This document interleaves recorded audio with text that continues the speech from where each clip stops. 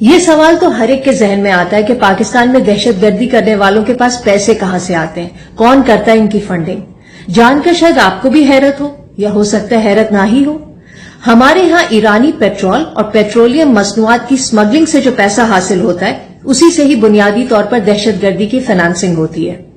وزیر اعظم کے دفتر میں جمع کرائی گئی انٹیلیجنس رپورٹ کے مطابق پاکستان کے 29 سیاستدان ایرانی پیٹرول سمگلنگ میں ملوث ہیں۔ سینئر صحافی ہیں اشرف ملخم، یہ ان کی خبر ہے جو روزنامہ دی نیوز میں شائع ہوئی۔ اس رپورٹ میں بتایا گیا ہے کہ ایران سے ہر سال 2.8 ارب لیٹر پیٹرول سمگل ہو کر پاکستان لایا جاتا ہے۔ اس کام میں ہمارے 29 سیاستدانوں کے ساتھ ساتھ 90 سرکاری اہلکار برابر کے ملوث ہیں۔ یہ لوگ پاکستان کو سالانہ 60 ارب روپے کا نقصان پہنچاتے ہیں۔ ملک بھر کے کوئی 1000 پیٹرول پمپس ایرانی پیٹرول کی غیر قانونی فروخت کرتے ہیں، اور تو اور ایرانی پیٹرول کی ٹرانسپورٹیشن میں پاکستان اسٹیٹ آئل PSO کی گاڑیاں استعمال ہوتی ہیں۔ پرائم منسٹر کے دفتر میں جمع کرائی گئی رپورٹ میں یہ بھی بتایا گیا ہے کہ ملک سے ڈالر کی سمگلنگ اور فارن ایکسچینج کی غیر قانونی سرگرمیوں میں 722 کرنسی ڈیلرز ملوث ہیں۔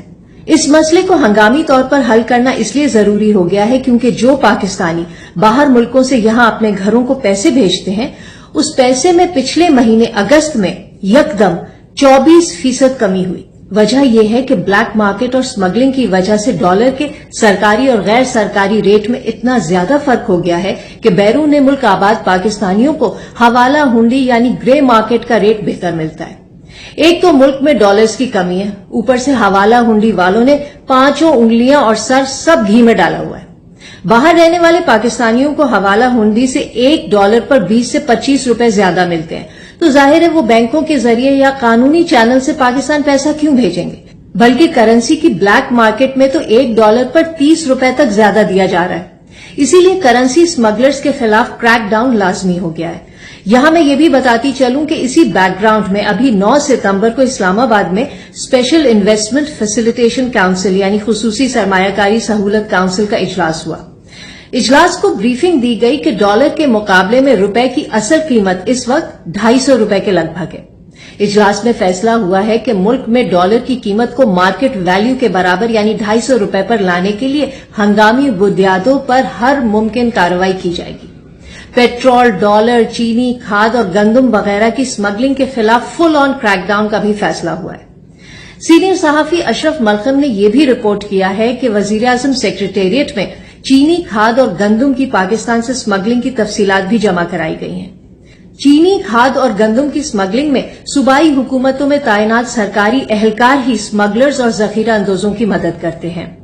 گندم کی سمگلنگ میں 592 ذخیرہ اندوز اور 26 سمگلرز ملوث ہیں۔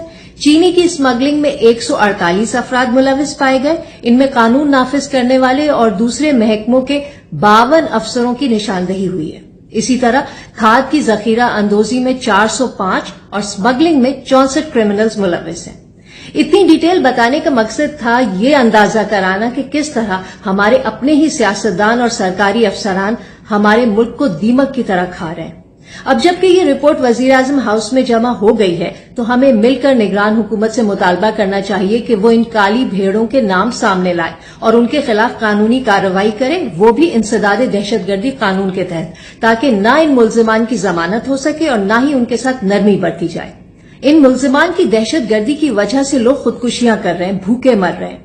ان سیاستدانوں اور سرکاری افسران کے نام جاننا ہمارا رائٹ ہے تاکہ اگلے الیکشن میں کوئی انہیں ووٹ نہ دے، اور جو سرکاری افسران ملوث ہیں ان کے نام سامنے آئیں گے تو ان کے رشتہ داروں اور آس پڑوس والوں میں اگر غیرت ہوگی تو وہ ان کا سوشل بائیکاٹ کریں گے، تاکہ ان چوروں کو بھی پتہ چلے کہ حرام کے پیسے پہ بھڑکے مارنا کوئی فخر کی بات نہیں ہے بلکہ گناہ اور بے غیرتی بھی ہے۔